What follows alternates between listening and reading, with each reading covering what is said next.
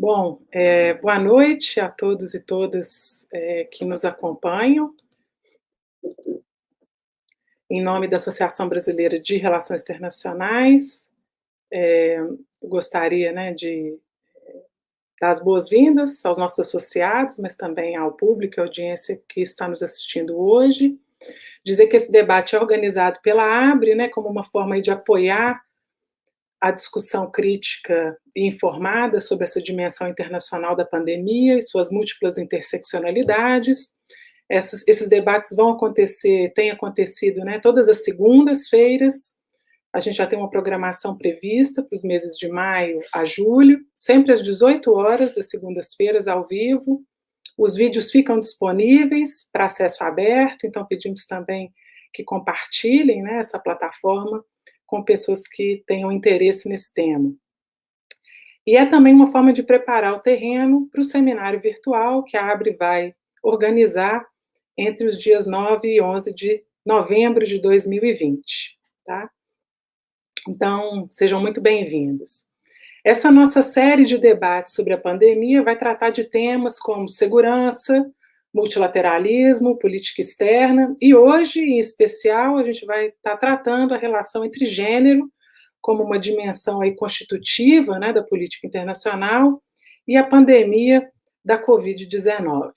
Nós estamos todos e todas aí envoltos, direto ou indiretamente, nesse esforço de combate, mas também de compreensão da pandemia, por meio das nossas ações individuais e também dos nossos engajamentos coletivos institucionais. A gente sabe que o impacto sobre mulheres são particularmente desiguais, seja no campo das transformações aí do trabalho, emprego e renda, que foram profundamente alterados com a pandemia do Covid, seja porque as mulheres lideram a economia do cuidado, no âmbito doméstico, na dimensão social de atenção a grupos vulneráveis, particularmente idosos e crianças, mas também, sobretudo, nos setores de saúde, que estão aí na linha de frente desse combate.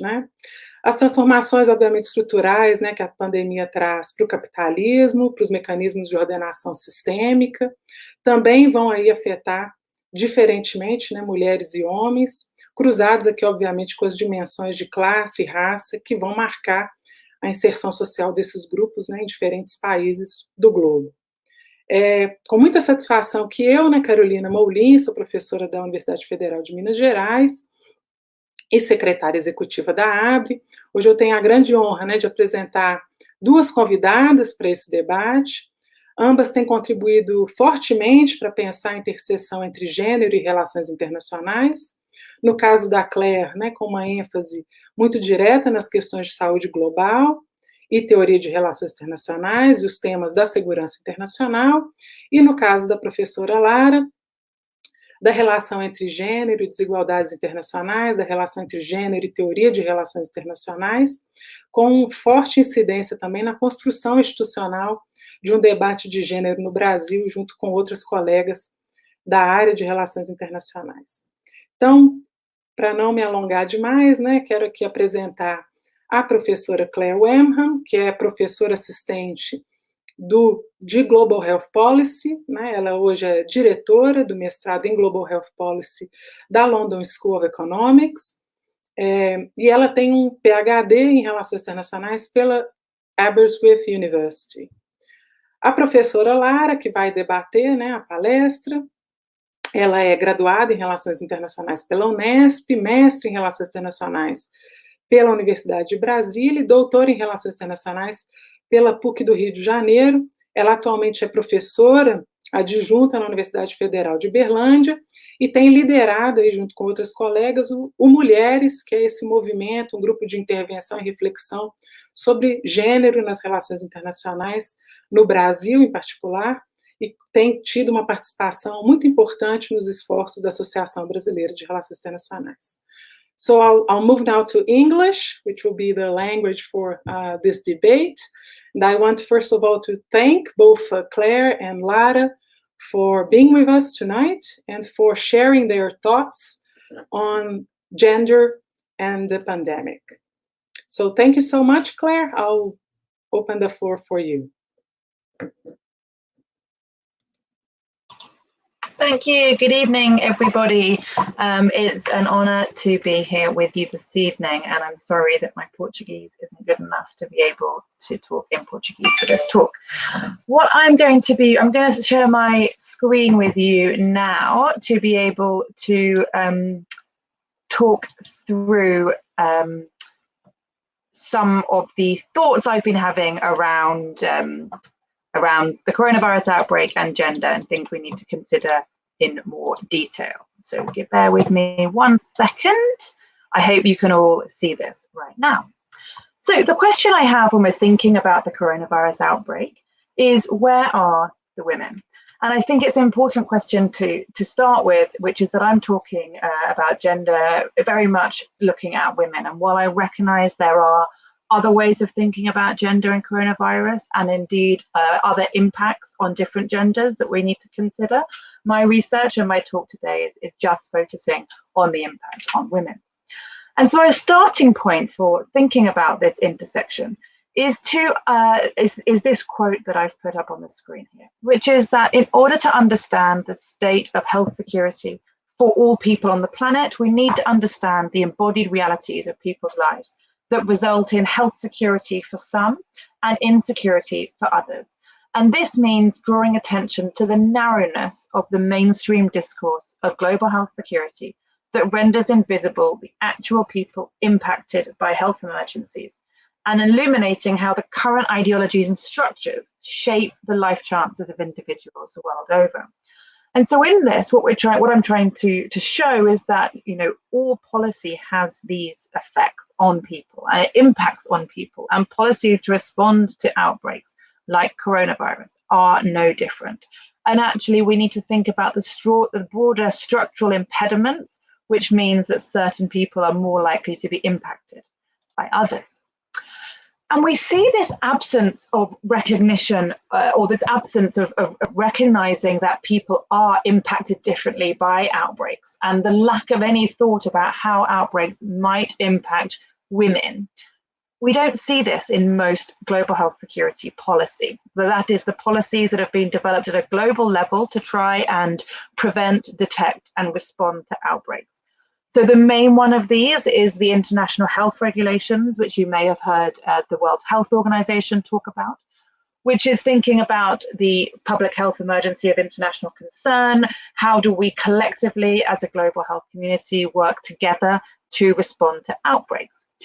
We also see women and gender missing from the joint external evaluation, from the global health security agenda, from the Biological Weapons Convention, from the WHO Research and Development Blueprint, from the United States government global health strategy, from the United Kingdom Health is Global strategy, United Nations Resolution 1308, as well as in major academic reviews. A lot of people talk about populations and economies, but no one asks, or none of these policies explicitly recognize that there might be a differential impact between men and women in outbreaks. And so this led me to think that what we need to do is have a more feminist critique of global health security policy and of how we respond to outbreaks. And as Cynthia Enloe says, taking gender seriously not only adds to analysis, but it produces different analysis too. And in doing so, feminism opens up a pathway for disaggregating the effects of policy. So by using this analytical framework of feminism, we're able to actually understand how different genders are impacted by the same policy.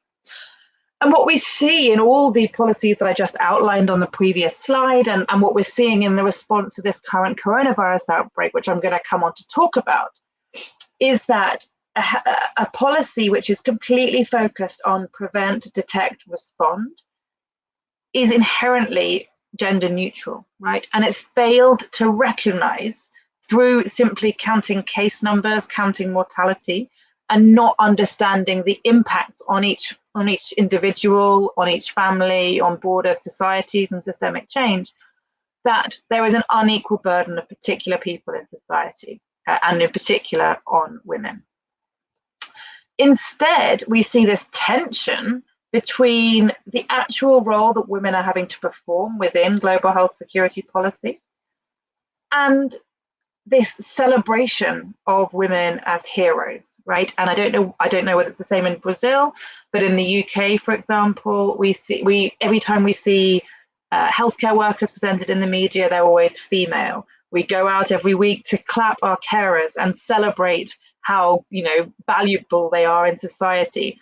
And so there's this tension between, on one side, trying to create women as heroes for their caring role, and on the other side, not recognizing the explicit gender notions inherent within outbreak response. And so what I'm going to argue this evening is that if we did change this and put women at the center of our policy making to the coronavirus, would we see a different response? And might it have systemic change to the numbers that we're seeing globally? So the first area to think about is around, well, why do we need to think about men and women differently in outbreaks? And if you look at this slide, which is reported coronavirus 19 cases by age and sex, according to UN Women, what we see is that for most part, we're not seeing a big difference between the amount of men and women who are infected with coronavirus. Now, we are seeing more men dying of coronavirus, and I think that is a global phenomenon.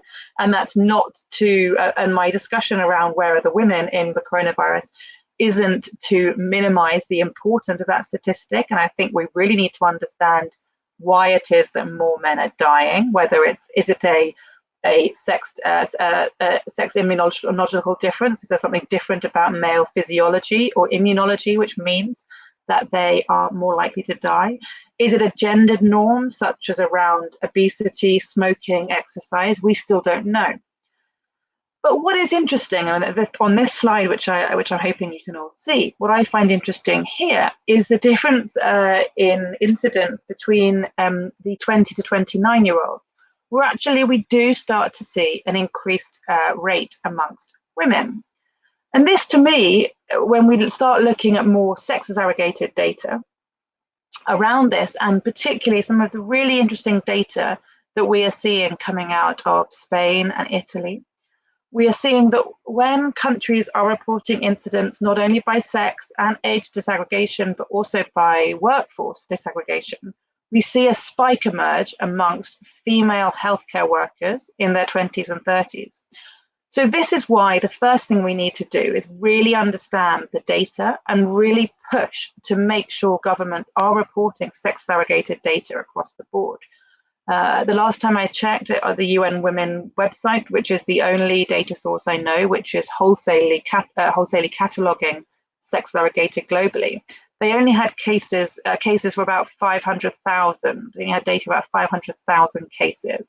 Well, we're now, 3.5 million, something like that, cases globally. To me, that suggests that we're not getting all the data we need, and that there's a systemic problem that we're not reporting this data. And this is important because, and the reason we also need to think about this healthcare workforce and why we need sex-aggregated data and workforce-aggregated data. The slide you've got in front of you at the moment is showing you on the x-axis, it's showing you the share of female employment, so which industries are most feminized, have the most women in them. And on the y-axis, it's showing you those who are most likely to be infected with coronavirus through how close they are to each other, how much contact they have with how many people, for example, whether they're able to self-isolate. And what this shows us is that the people who are most likely to be infected in their professional capacity are people who work in highly feminized industries of health professionals, health associates, and care workers. And so we really need to put this at the forefront of policy makers' minds. So 70% of the global healthcare workforce are women. And not acknowledging the gender differential in this when we start talking about the outbreak and talking about who's most at risk and who's performing this work makes women invisible in this response. So this is why this data is so important. We need to recognize how many men and women are getting infected, where are they getting infected, is it in the workplace, and what can we then do to be able to take steps to mitigate against that. Now, in the Ebola outbreak in West Africa, there wasn't sex surrogated data for the first few months of the outbreak. And then when that data became available, it became apparent that there was a slight spike towards women being infected, and that those women were getting infected in the homes as they were caring for their children and their other family members. And so this allowed strategies to be developed to ensure that women in households, mothers, knew what to do to limit the risk of infection in households, for example. And so we really need to get this data so we can understand where are the pulse points for risks of infection. And this is also important because if we look at Spain, Italy, and the US, for example, we can see that with the healthcare workers that are getting infected, they are predominantly women, right? So it's 75% of Spanish healthcare workers that are infected are women. And this, as I've said before, matches very closely with the percentage of female healthcare workers more broadly. So it's not a surprise, but I think we need to think about this really starkly to understand these impacts. And again, it's not just women we need to think about. Thinking much more broadly in feminist literature around intersectionality recognizes that women are not identical and that gender intersects with additional drivers of inequalities and social determinants of health. And so when we think about who is most at risk, who are doing those high-risk employment, who are doing those high-risk jobs which are highly feminized, this also is likely to intersect with race, religion, ethnicity, location, disability, and class. And what became really stark in the UK last week, and I'd be interested to hear how many parallels there are with this in Brazil, is that when we look at healthcare workers who have been infected in the UK with coronavirus, we can see a really high percentage in the BAME population. So that is showing that amongst this population, we are seeing, for example, up to 94% of doctors and dentists who have been infected with coronavirus in the UK are from Black and minority ethnic groups. And this is much higher than the percentage across the board in the workforce. So this is showing us that, we don't just need to think about women being infected, but also recognize that it's women and it's women of ethnic minorities, which are the ones who are assumed to be most infected. So this is a really important question for discussion. We also need to recognize that we shouldn't just think about care being something that healthcare professionals do. And care is not just formal in hospitals, but informal care is vital to understand what is happening in this outbreak and how is labor being distributed in this outbreak. So feminist international political economy considers issues of social reproduction, right? So what is happening in the household central to the production and reproduction of life, capital, and economic contribution. So for example, who's looking after the kids? Who's performing other caring responsibility? Who's doing any agricultural labor? Who's doing household work? Who's doing the maintenance? And these are all well established to be heavily gendered, right? And we're seeing this across the coronavirus outbreak of these norms of informal care being replicated, reproduced, and perpetuated in the outbreak. So for example, within the coronavirus outbreak, what's happening when schools shut, right? Who is performing the additional care work that's required to look after kids, do any homeschooling, make sure there's food in the house? Who's doing the additional responsibilities of cleaning, cooking, and mental load for managing all of this?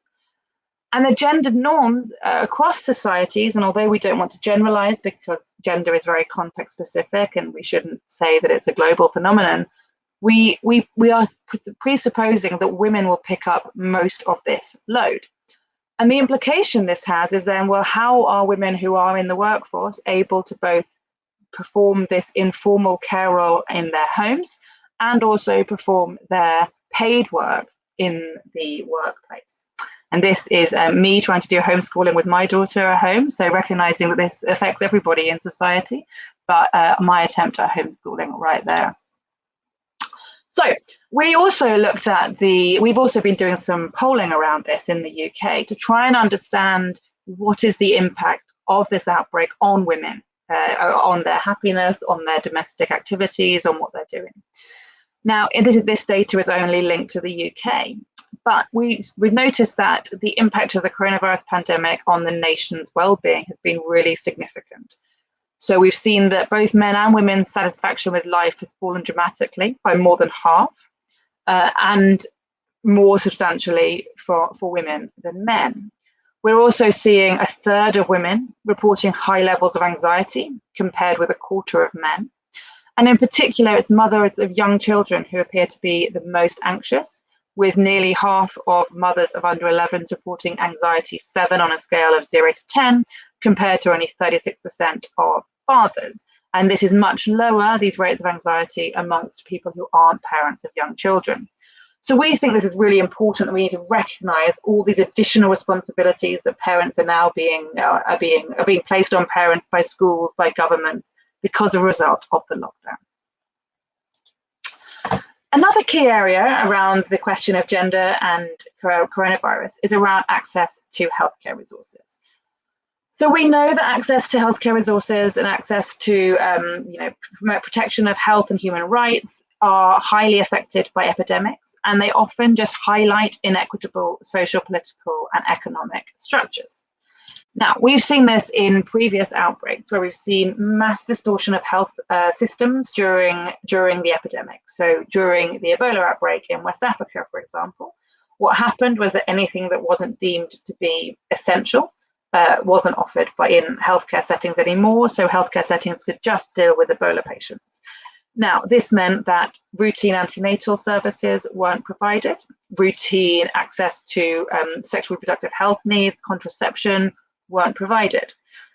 This led to a direct impact on increased rates of teen pregnancy, and perhaps more alarmingly, a study done by a colleague at LSE, Laura Sochas, demonstrated that the same amount of women died of maternal complications in 2014 in Sierra Leone than people died of Ebola, which shows that actually, there are real equity questions being raised here around, well, why should it be that someone with a disease which is an outbreak should get priority access to healthcare services over a woman who's having maternal complications?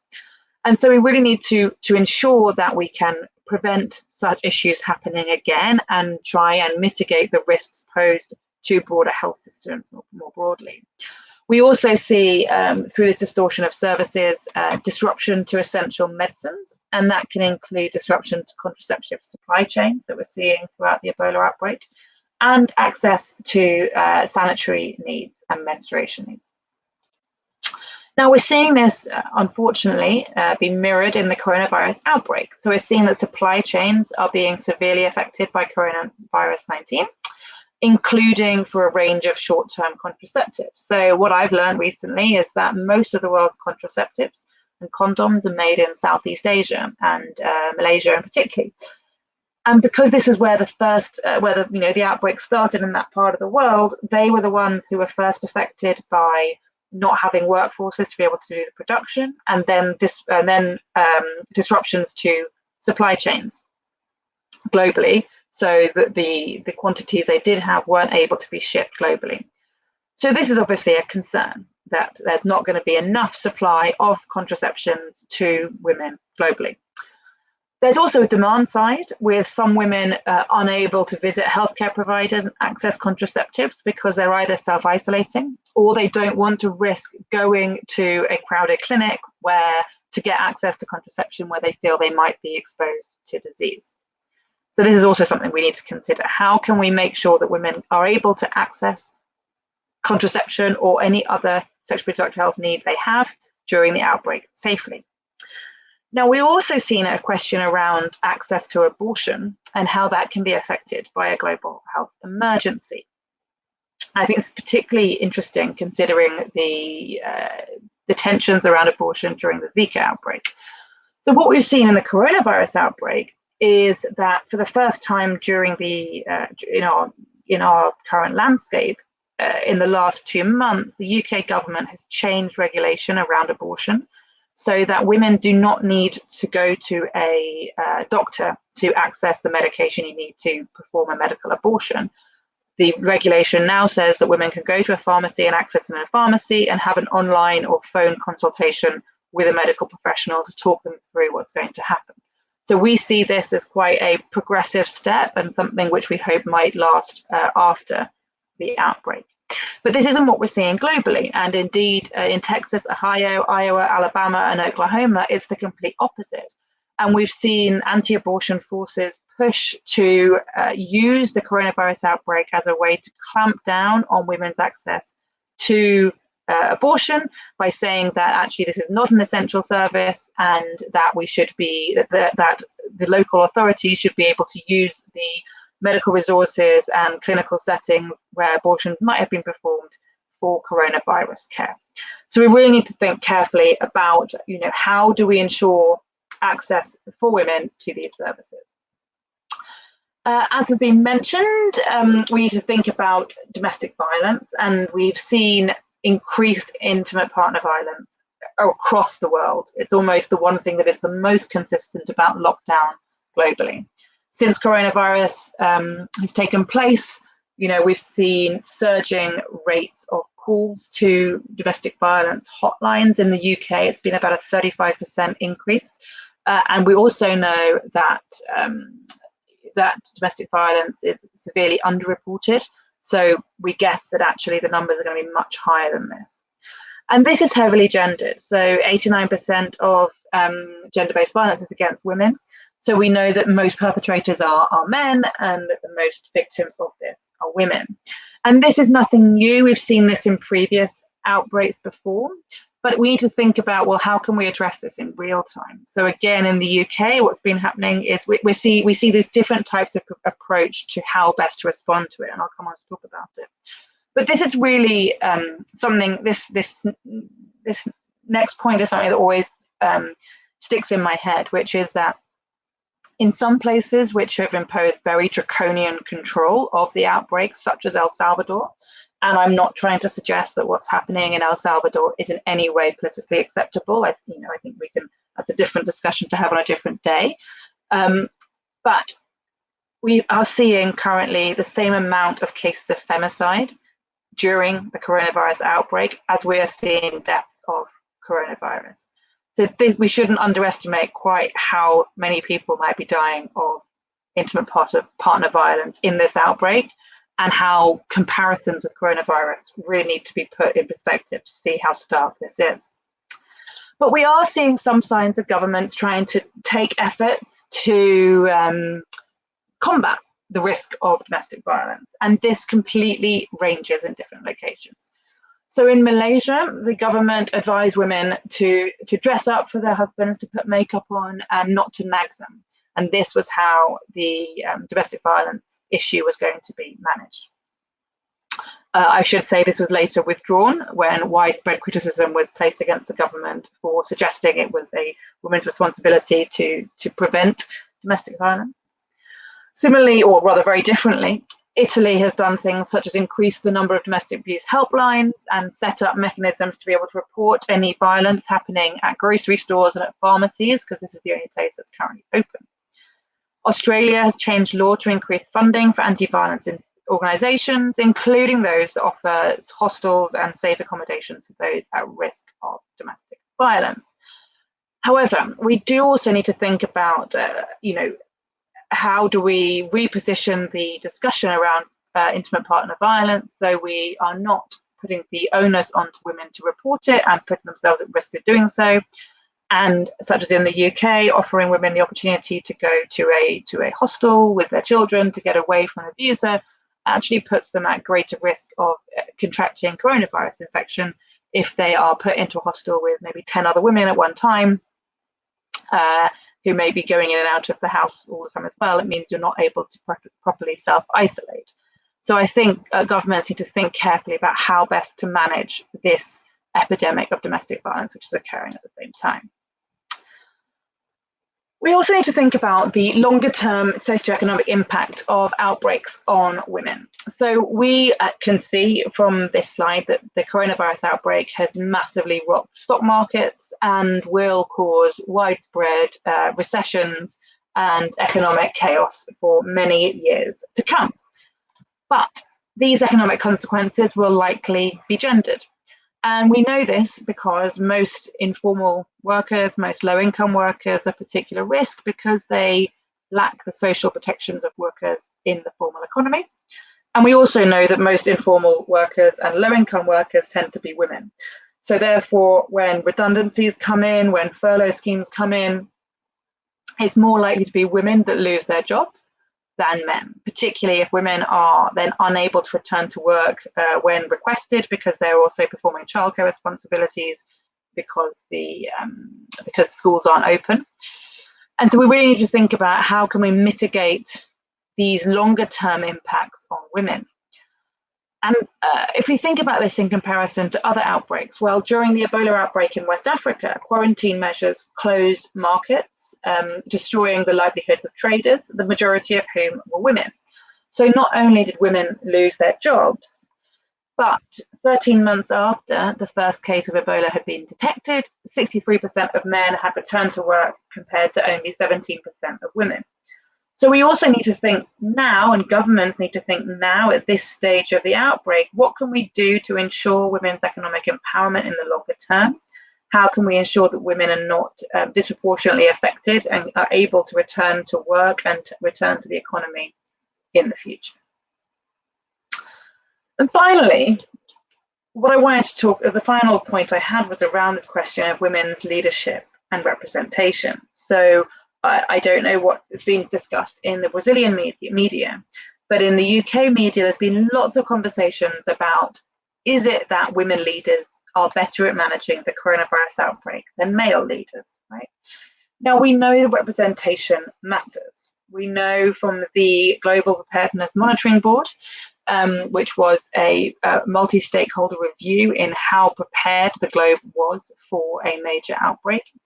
One of the recommendations that made was to increase representation in decision-making surrounding pandemic preparedness and outbreak management. And they recognized that this was mostly done by men, and therefore we needed to introduce more women into the process. Now, whilst I think it's fair to say that Scandinavian countries, New Zealand, Germany, have been handling this crisis relatively well, I also think it's maybe too soon to suggest that this is because that they are women, that they have done well. I think we have too small a sample size. And maybe it isn't that women are doing well, but men are doing badly, right?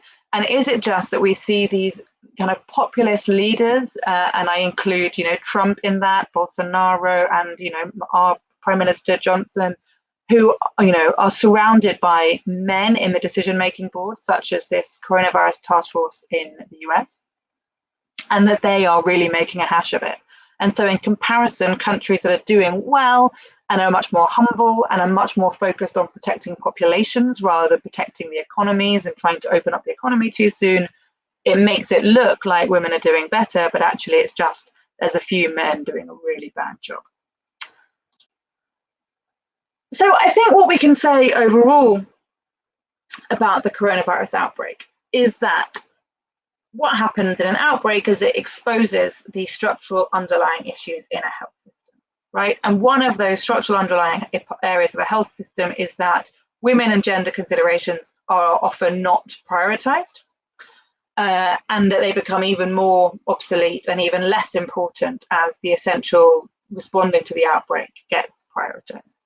But this doesn't happen by accident, and crises are constructed in a certain way, and the response is constructed in a certain way, which focuses on economic protection over protection of populations.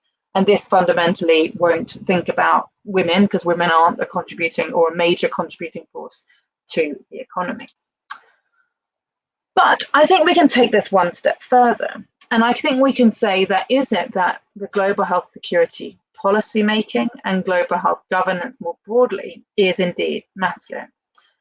And so if we think about this in the literature, well, we know that globalization and various bits of literature which looks at globalization and power across borders through capital, labor, ideas, is presented as a gender neutral concept, but that is based in this implicit masculinization of macrostructural models.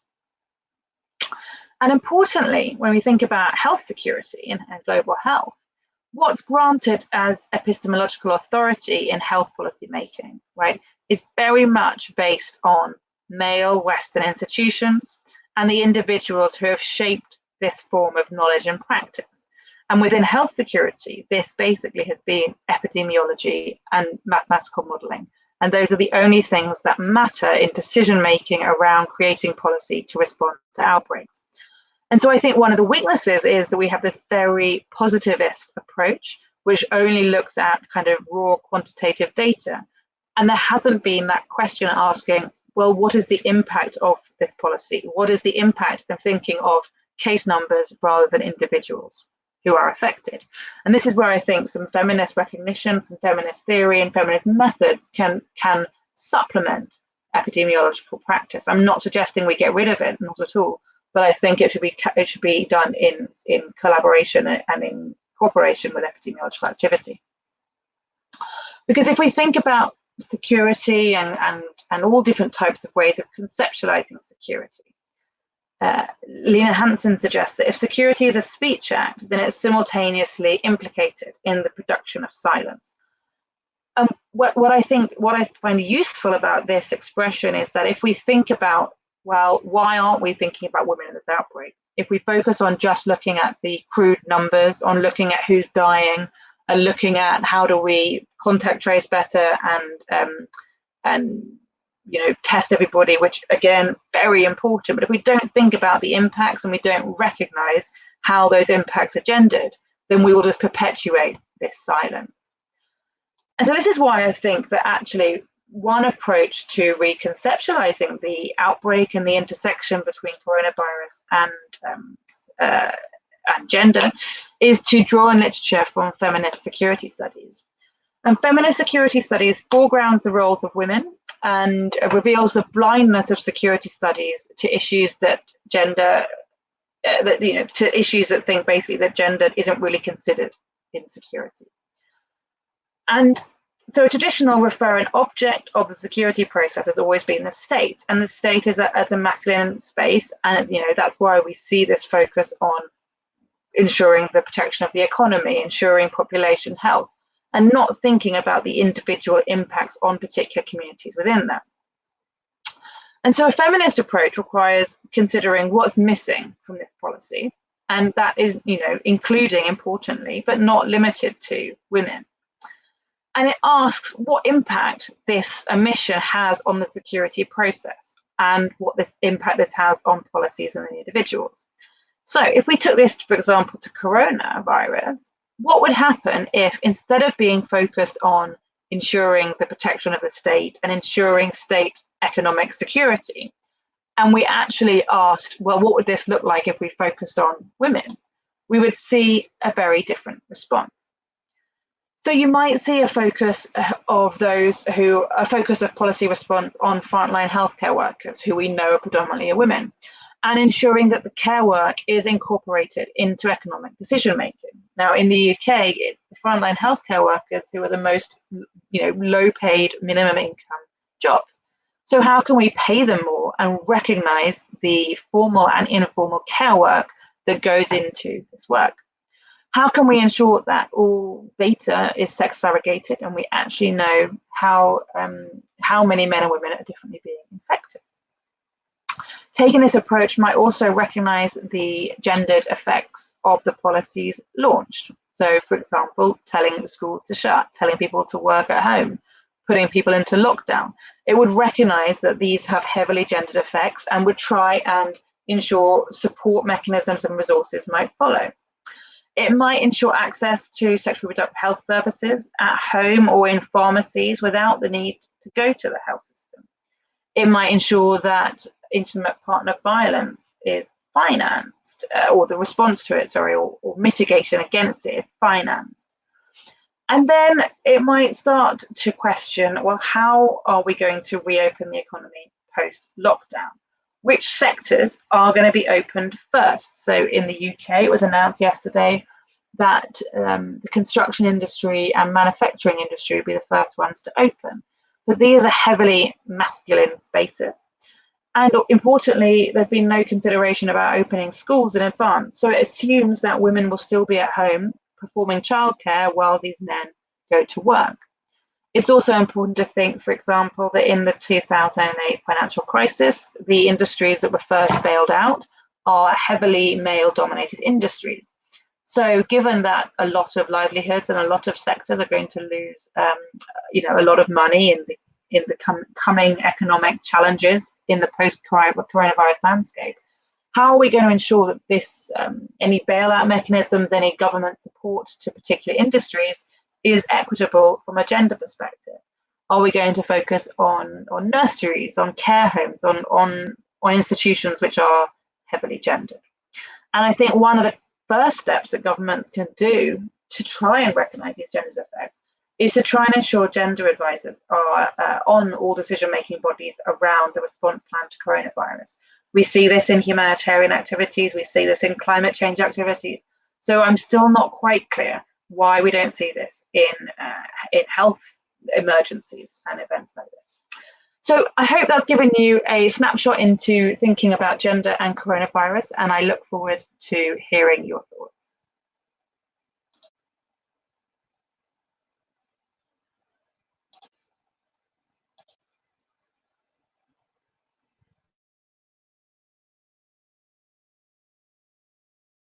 Thought-provoking presentation. I think there is a lot to talk about, including some differences in relation to how the different countries in the global south are dealing with it. I think there are specificities that we can later on discuss.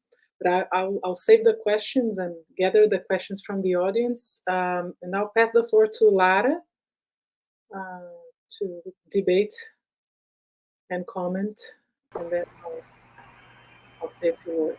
Thank you, Lara, for joining us. Thank you, Carol.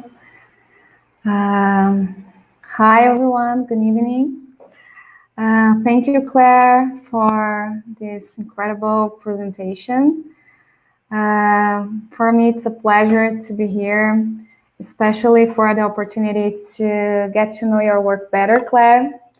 In the past days, I was able to read some of your articles, especially those about Zika, and they really changed the way I used to think about global health or global health crisis and its connections with women's rights and feminist approaches. So I strongly recommend the reading of Claire's research to everyone that is watching us right now. And before I start on that, I want also to thank Daisy and the board of ABRI for inviting me for this conversation, and most of all, for opening this space in the Association for Gender Perspectives. As I see, there is no way to promote an ethical or a democratic knowledge if we don't pay attention to the role of difference in our social relations, such as those posed in terms of race, class, gender, and sexuality. So intersectional approaches and or methodologies are mandatory to anyone who may want to construct a serious diagnosis about our reality, or maybe, I don't know, long-term response to our economic, political, and health crisis as the one we are now living with the coronavirus pandemic.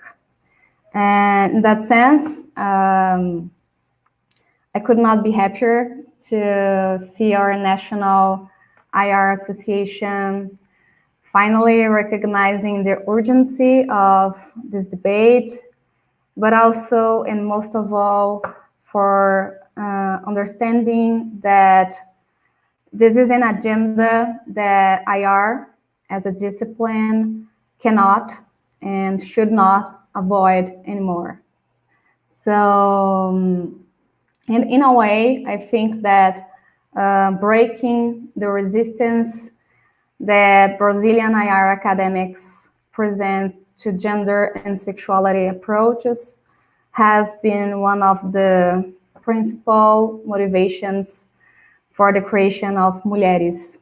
And for those that do not know us, we are a network of academics committed to the promotion of gender equality in our professional environment here in Brazil, as well as the improvement of gender as a research agenda in our specific area. So, and I think that that's why, for me at least, this debate proves what happened when women come together to vocalize their needs.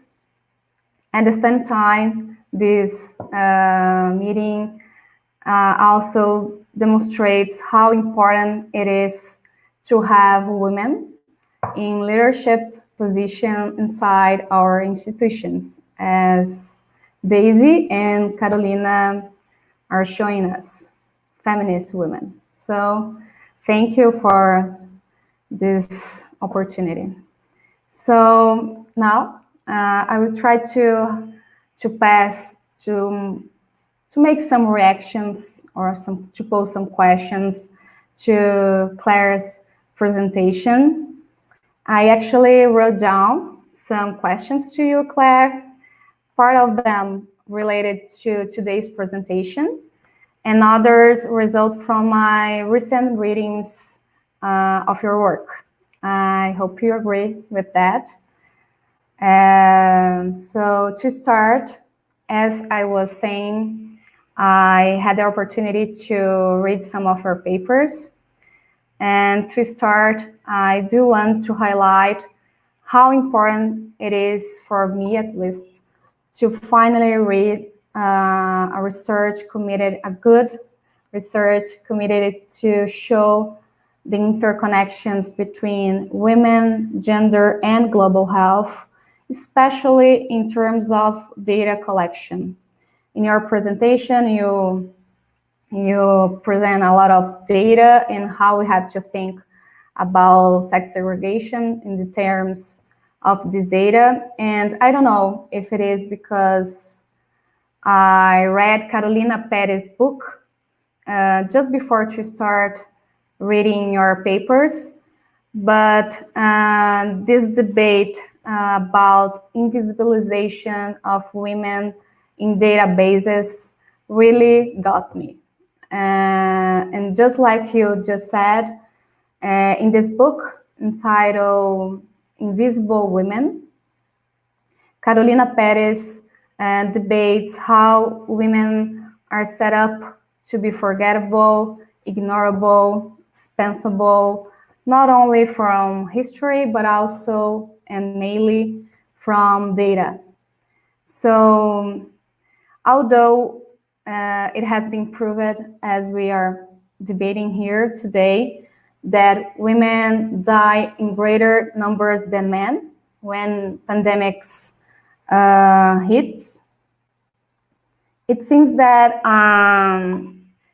seems to exist a sort of resistance from our institution to factor gender into relief efforts and into data collection. So throughout this book, Perez demonstrates how our methodologies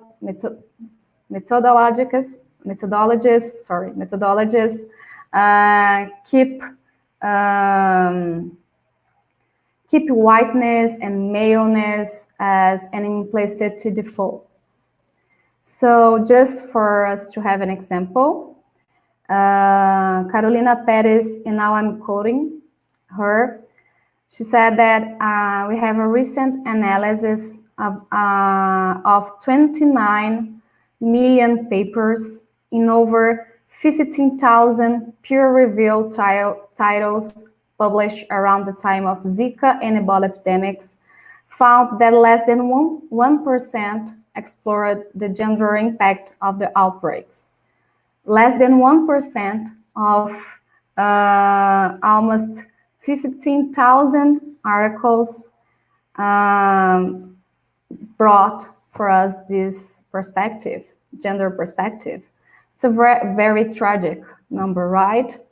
So it seems to me that we need not only to increase the number of studies working from this perspective with gender perspectives, but also we have to improve sort of qualitative transformations of these studies. For example, Claire, now in your presentation, but also in one of your articles, you say that health analysis should embrace more feminist methodologies, right? And when you say feminist methodology, you highlight specifically ethnography, participant observation, participatory action learning, and storytelling. And then I was very curious while I was reading, but also today, listening to your presentation about the application of these methodologies, especially in the construction of public policies.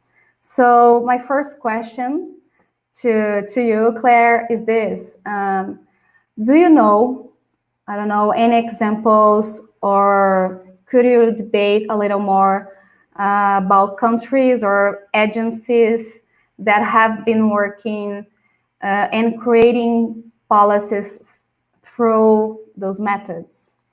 And I think that my questions come especially because we are in Brazil. And here in Brazil, we have a very different situation. So to begin with, I think social science in general, but critical methodologies or feminist methodologies are under a very systematic attack including from our Ministry of Education. So right now, at a time where, in my opinion, this knowledge would be so important,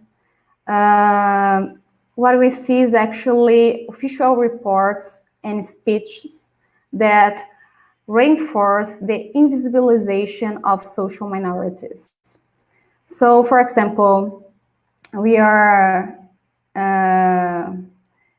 were actually debating in the past days our program for basic income here in Brazil.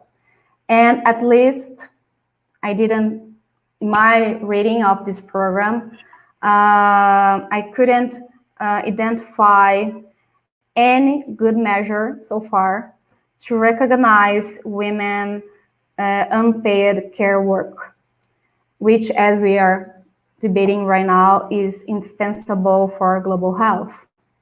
So I think, at least for the academics in Brazil, the pandemic has proven how intersectional lenses are important, or, I don't know, inevitable.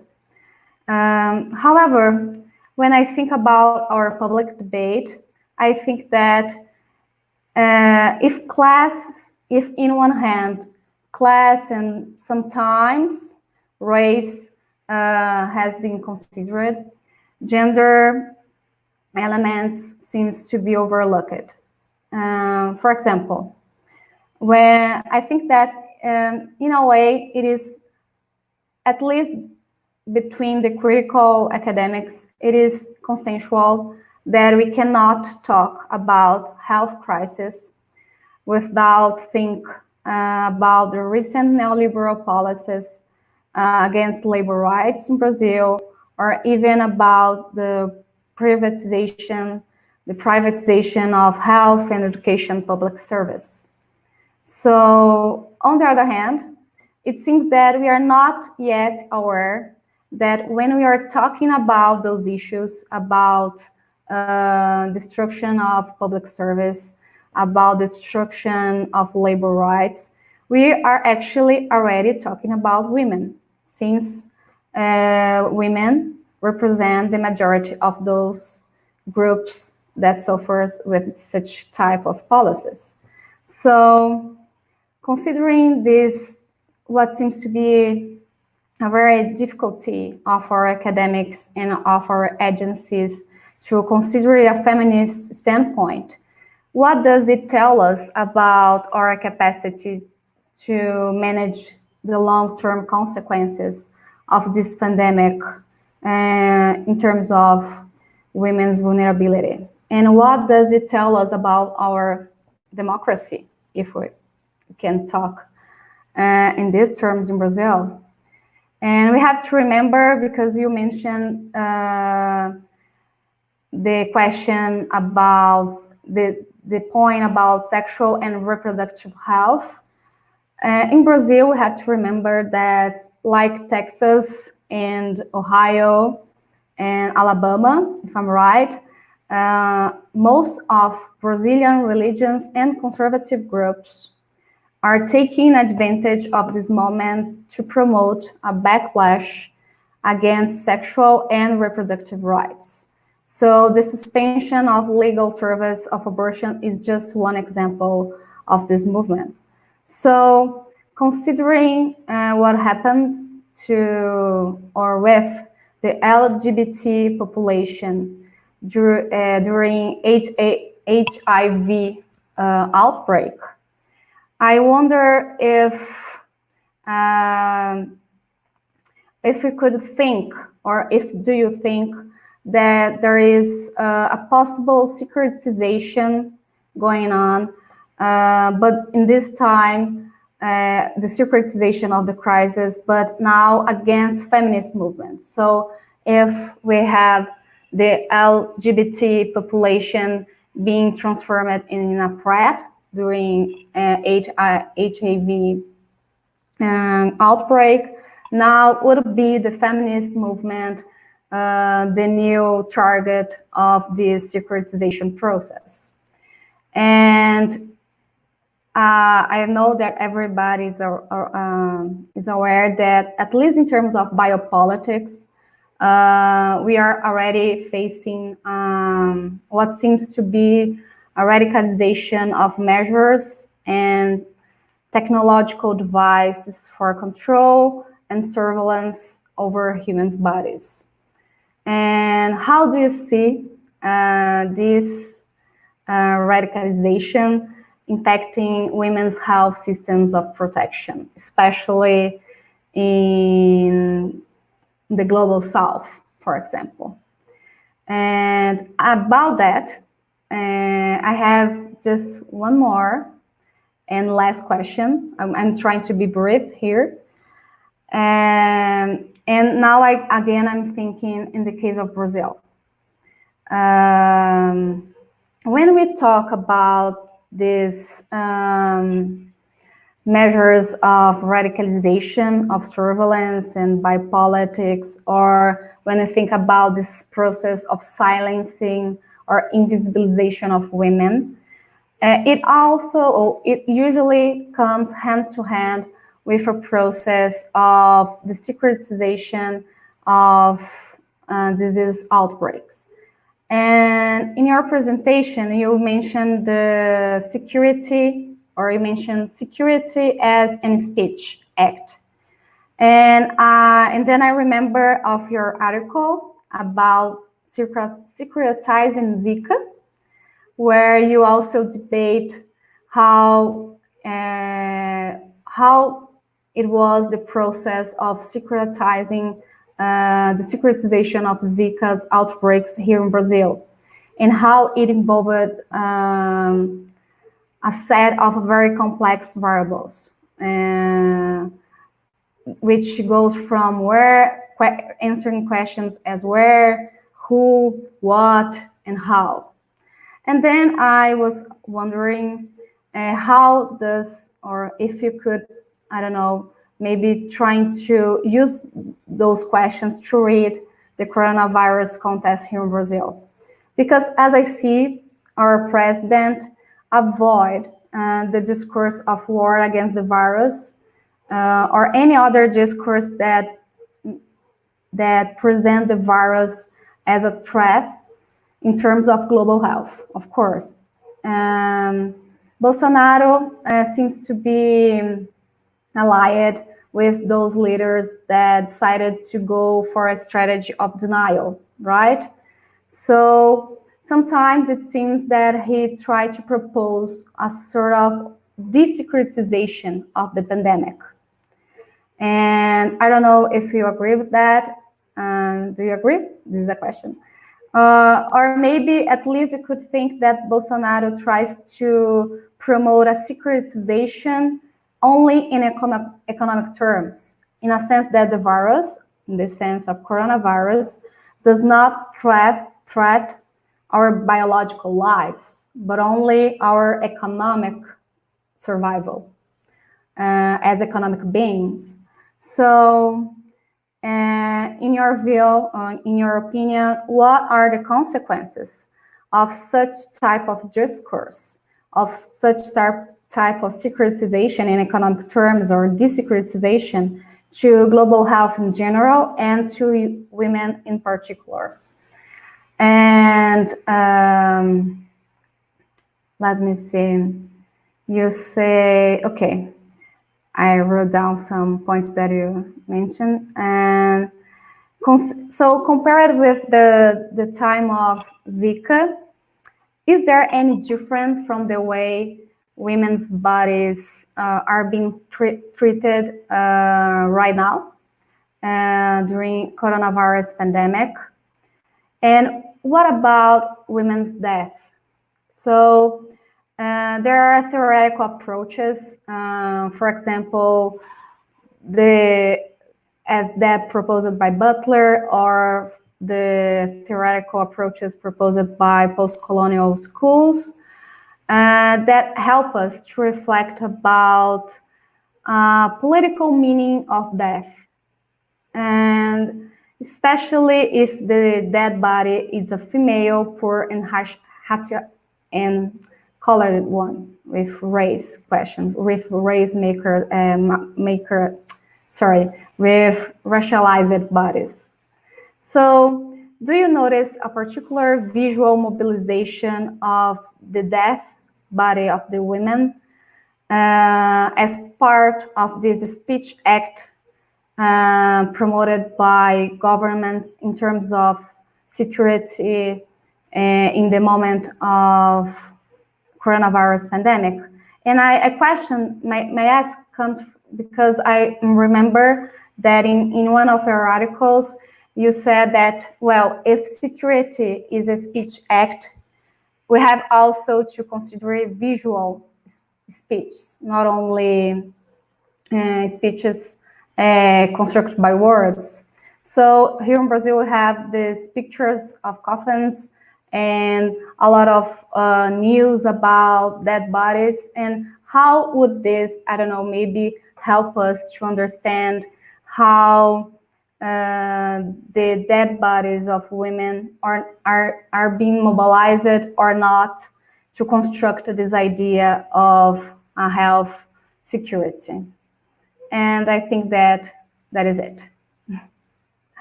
Carol?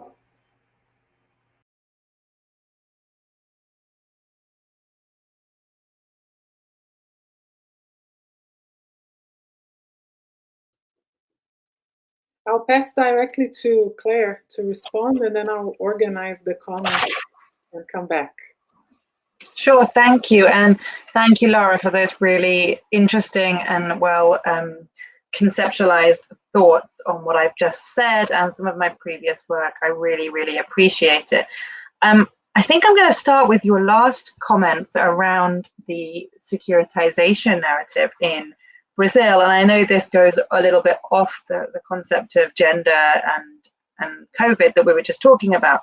But actually, I think you've raised quite an important distinguishing factor between the Zika virus and the coronavirus in Brazil. And I'm very aware that, you know, I'm sitting thousands of miles away in London, and so I'm not living this and I'm not seeing it on the streets every day. So I'd be really interested to hear what the rest of you think. But what the difference that I can see between what's happening now and what was happening in 2015-16 with securitizing a health issue was that in the Zika outbreak, the Rousseff government wanted to use this, wanted to securitize it, right? They wanted to recognize it was a problem, and they wanted to bring about a war against a mosquito to try and minimize the impact of this threat to the state. But what was interesting there is that, you know, the whole time it was combating something which they knew they could control to a certain extent. So if you look at the security language that was used and the policies and the speeches that were given by different members of the Brazilian government at the time, it was very much not focusing on microcephaly. It wasn't focusing on women who were at risk. It wasn't focusing on the Zika virus. It was all about the mosquito. And by putting the mosquito at the center of the narrative, this allowed the government to be able to show they could actually do something, because whilst they couldn't say they could make a vaccine, and they couldn't say they were going to be able to protect women, they could say, look, we can do vector control, and we can put people on the street spraying, and we can try and lead to some sort of integrated vector control. So there was a policy which was implementable, and it showed decisive action the government were doing. And in this securitization process, what we saw was the instrumentalization, so the government instrumentalizing images of women with babies born with microcephaly to further their own securitization goals. And so it was going back to that really visceral imagery of mother and baby, and how we expect babies to be perfect, and how these children are being born with smaller heads. And it was really pulling on the heartstrings to try and galvanize activity around the outbreak. So women were being instrumentalized. From my understanding of what's going on at the moment, that there's still that uncertainty around the outbreak, right? So, you know, coronavirus, we still haven't got a vaccine. We still haven't got a cure. We don't really know a treatment that works. We know that if you test, contact trace, and isolate, that is the best strategy. But a lot of places can't do that because they simply don't have the capacity to do so, or they don't want to do it for political reasons. And so while we've still got the unknown, we haven't necessarily got a decisive step that governments can take that's within their power to be able to do it. And therefore, securitizing it just shows the weakness of the government, which is why I'm guessing the government doesn't want to do it, because if they were to securitize, they don't have to do something properly against it. And we also know that a security threat directly threatens the economic security of a country, and therefore they wouldn't want to do it. But I think that question around visual imagery is really important, because when you were talking, you know, all I was thinking were those images I've seen in Brazil of the mass graveyards, but they're not gendered, and they're not necessarily pulling on heartstrings in the same way. And they're not being used by the government, right? The government, I'm guessing, and again, you know better than me, the government are trying to hide those pictures. They're saying they're fake news. And so I think we're seeing something very different occurring in both of those instances, but I'd be really interested to hear more about that. In terms of your comments around, you know, is there anything in particular about the crisis which is different, to, the intersection between the outbreak of coronavirus and gender, which is different to normal? No, I don't think it is. I think exactly what you highlighted about broader socioeconomic changes. So you talked about neoliberal, you know, the shifts around neoliberal policies around labour rights and the privatisation of the health sector and education reforms. We see exactly the same in the UK with austerity policy and, you know, trying to stop spending on any public services over the last decade. And women are the most affected, right? Women are the most affected by austerity. You're suggesting that women are the most affected by the policies implemented in Brazil. And so I think this is something we see across the board. Women are often most affected by social policies, right? Socioeconomic policies, because they don't necessarily explicitly recognize the impact on men and women. And when you don't recognize that impact across the board, women are most likely to be affected. So what I think something like coronavirus does, in the same way that happened in the financial crisis, in the same way it happens with natural disasters, is it simply amplifies that and allows us to see it in a really stark measure, in a really short time frame, the broader disparities and inequalities amongst the society, not just around gender, but around race, ethnicity, class, disability, whatever it might be. I think it simply provides a great lens for showing that. And this is why I think, going back to your second point, is it's why it's so important now at this point of crisis to highlight the important value that social science and feminist methodologies in particular can offer to these thoughts and these policies development. Because the default position of most governments is to fall back on kind of hard science and quantitative data sets, but those quantitative data sets fail to take everyday impact, everyday crises, everyday life into effect. And they think about it just at the aggregate level, which misses the whole stories of people's life. And we're all people, and we all want to have our life, in the best way possible, and we're not reducible simply to a number. And the reason I think crisis is a good opportunity is because we've seen it be a good opportunity before. So in the Ebola outbreak in West Africa, the thing that really shifted the transmission rates and managed to get the epidemic under control was the recognition that by anthropologists that most transmission, or a lot of transmission, was happening with people not looking after dead bodies and not declaring dead bodies because they wanted to perform their family cultural burial rites. And as soon as it was realized that that is where a lot of the transmission was happening, obviously the WHO and ministries of health wanted to go in and just put these bodies into body bags and dispose of them in a way which was safe. But that obviously left a lot of communities feeling at unease with medical intervention, at ease with the World Health Organization, at ease with medical practitioners. And so it was the anthropologists who went in to work with these communities and really understand their needs and understand what would shift things, which led to an acceptance of the need for safe burials. And so in health emergencies, this really opened the door for recognition of social sciences and how important social sciences are to outbreak response. And what I see personally now is that this outbreak of coronavirus is showing that you need political scientists, right? You need people to talk about politics in outbreaks, because all the decisions are made are highly political, whether it's, whether you're prioritizing the economy or the population, whether you're opening up the economy sooner than the scientists think they are, which is what they're doing in your country, my country, the rest of it.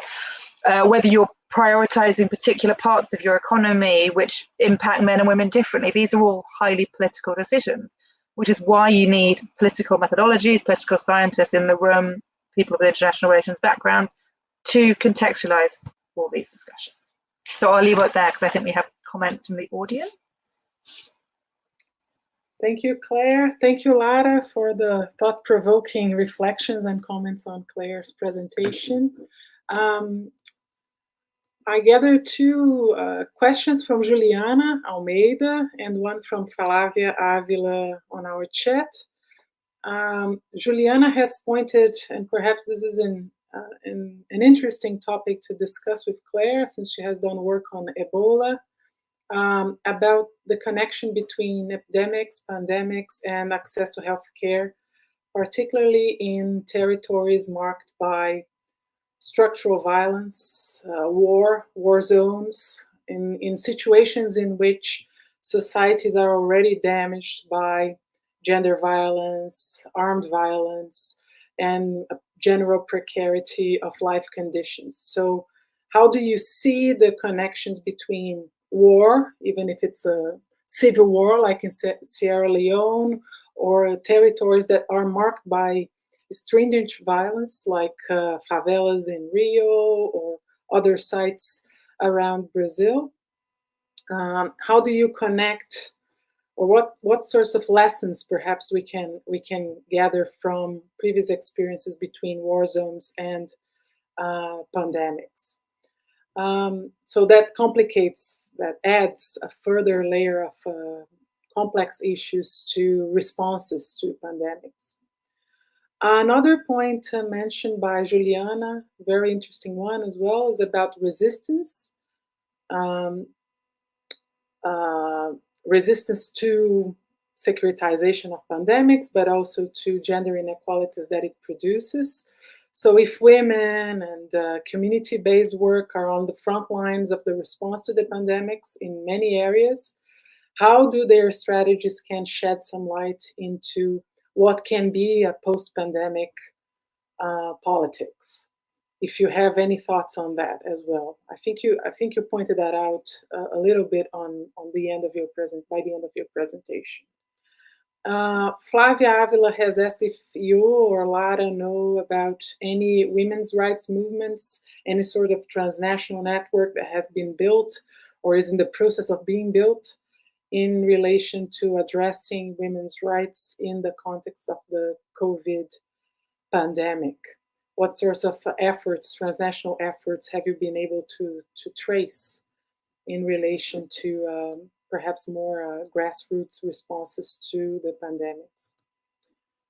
I think that's all we had from our audience. So I'll pass to Claire and then to Lara and back to me too. Thank you. Those are really interesting questions.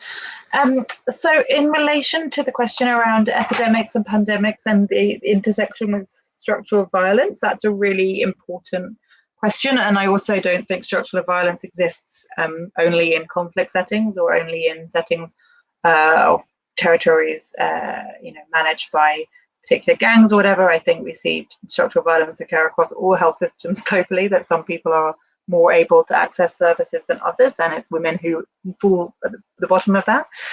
But I think, so I've been having conversations with colleagues in El Salvador about this and how a lot of El Salvadorian low-income communities are, poor housing and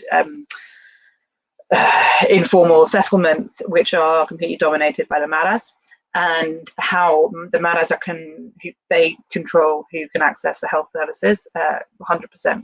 In those communities, the health services are basically part of this territorial governance framework, and they're the ones who are deciding which women are able to access services. They're deciding who can access tests for coronavirus, who gets to go to hospital or not. And we saw this again in the same communities with Zika, when Zika was in El Salvador, around the control of which women were able to get access to contraception, which women were able to get access to Zika testing, antenatal services, to even be able to identify if there might be a potential risk. And so I think we have to take this seriously, but I also think we have to think slightly outside the box on this. And the places where the experiences that I've seen where you've basically taken the state out of the conversation has been the most effective. So this is something where if you think about levels of governance and which organizations have which mandates and motives, obviously if the government wants to work with other government institutions and government approved institutions and wouldn't want to necessarily negotiate with territorial governance mechanisms and gang leaders to decide around delivery of healthcare services. But if you look at many NGOs, you can see that their mandates are different, and their mandates are around protection of individuals and individual liberty and individual rights and human rights and access to anyone, doesn't matter who you are. And that's where we've seen those organizations be able to engage with these non-state actors who have control to try and gain their trust, to be able to explain to them why it's important they should be allowed or women should be allowed the freedom to be able to seek healthcare services of their own volition, how there should be safe spaces where women are able to go to, which are on borderland, on sort of the border of territorial locations, to be able to access these services, so they're not necessarily crossing over into a rival gang space, and trying to think of practical steps of how to minimize the risk to women or indeed anyone of accessing healthcare services in those locations. So I think it's hard for states to recognize that and recognize that they're not the right people to do that, and that actually states just find it easier to ignore the problem and pretend there's not a problem and there's not a population there who need healthcare, which then contributes to further structural violence because those locations are then further marginalized. The question around resistance to securitization is also important. A lot of people don't think securitization helps. I agree with that to a certain extent. I think that securitizing any health issue brings with it a number of challenges about the policy pathway it creates, about what the motive is. It's normally about economic and trade security over population health. But what I do think it does is it does raise something up the agenda. It gets attention to something that it wouldn't otherwise have. Now, maybe in coronavirus, that's less important because I think we have to talk about it. But how do we then, what I've been really surprised about in this outbreak thus far, having looked at gender in different outbreaks previously, is that people are talking about women in this outbreak, and we are seeing media comments and academic articles and people in the press talking about why aren't we thinking about the impact on women? What happens when schools close? What happens when healthcare workers are infected? And it's the first time I've seen that systemic change to recognize women in this space, which I think is really important. And I haven't seen it manifest in policy change as yet, but you're seeing seeds of change, such as the change around abortion regulation in the UK, such as increased funding for domestic violence globally. And so I wonder whether actually, if we can get this recognized, if we can get broader systemic gender inequalities recognized in an outbreak setting, that then puts us in a good position to push for broader gender inequalities in future going forward. And in terms of women's rights movement, to transnational women's rights movement addressing this, we are seeing these. So there's certainly a group called Women in Global Health, which have launched an Operation 50/50 response, which is trying to ensure that women are at all levels of decision making, and that the differential impact of outbreaks on women and men is being recognized in policy, and they're lobbying a lot of advocacy groups. They're lobbying a lot of actors in Geneva and in Washington to try and push for that. But I also think we shouldn't necessarily think at the transnational level, and there's a lot of amazing community work being done by women's organizations on the ground, particularly in low and middle income settings. And actually what we've seen in the coronavirus outbreak is that, with the state abandoning a lot of people and the state not thinking it's important and just implementing policies such as self-isolation, lockdown, whatever it might be, there's been this retrenchment to look at the local and the community level, and to turn to your neighbours to ensure you've got supplies to eat, or pool resources to be able to feed a street or something. And that those organizations are predominantly being led by women, and we're seeing amazing local level women's actions happening, which I think is really important to recognize.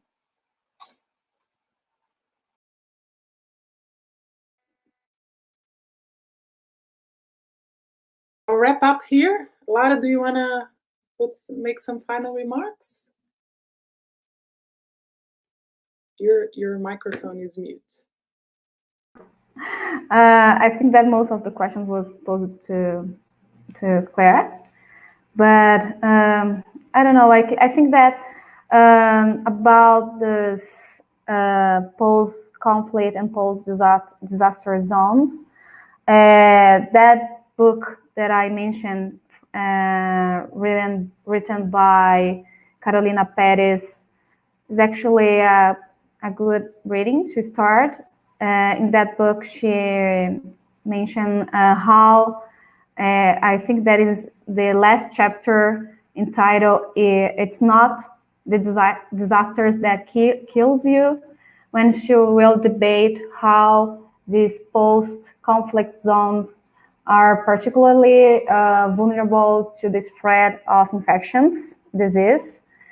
And she mentioned that Sierra Leone, during Ebola epidemic, presented the highest maternal mortality rate in the world.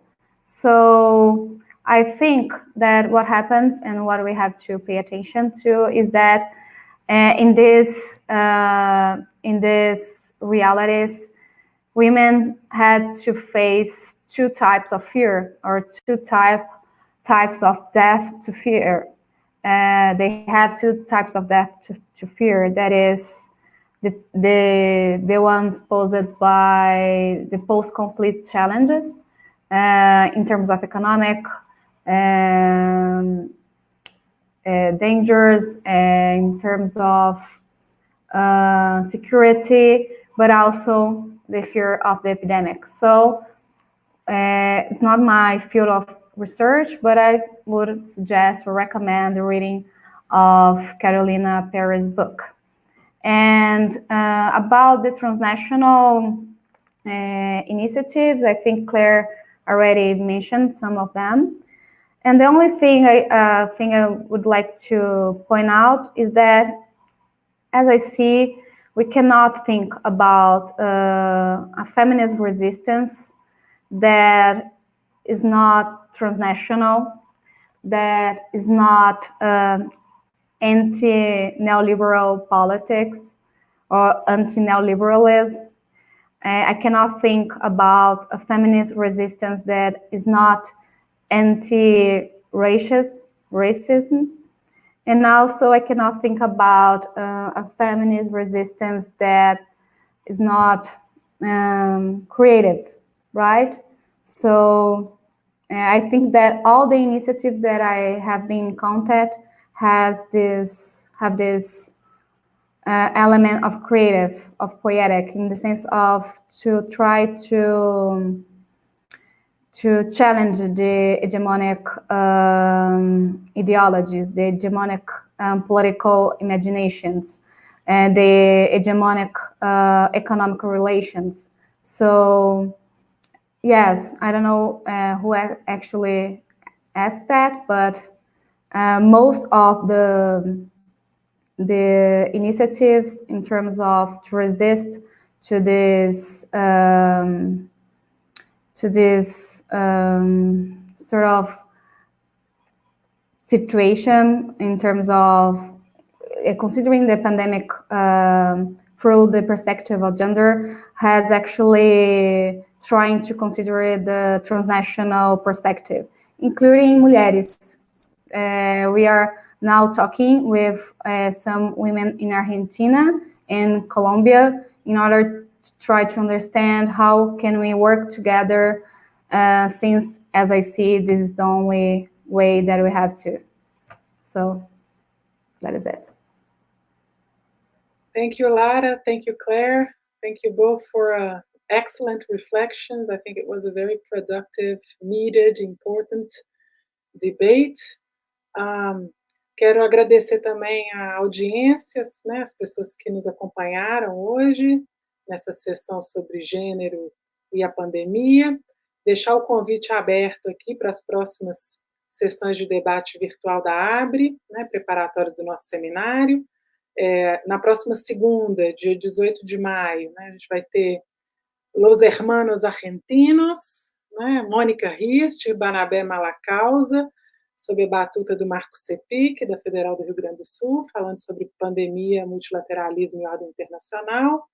E no dia 25 de maio, a outra segunda, vamos ter um debate também de altíssimo nível sobre política externa em tempos de pandemia, com o Jamil Chad e meu colega da UFMG, professor Davidson Belém Lopes, mediado pela presidente da ABRI, nossa querida Deise Ventura.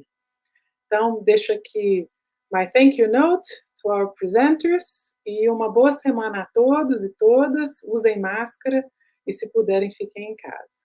E um grande abraço.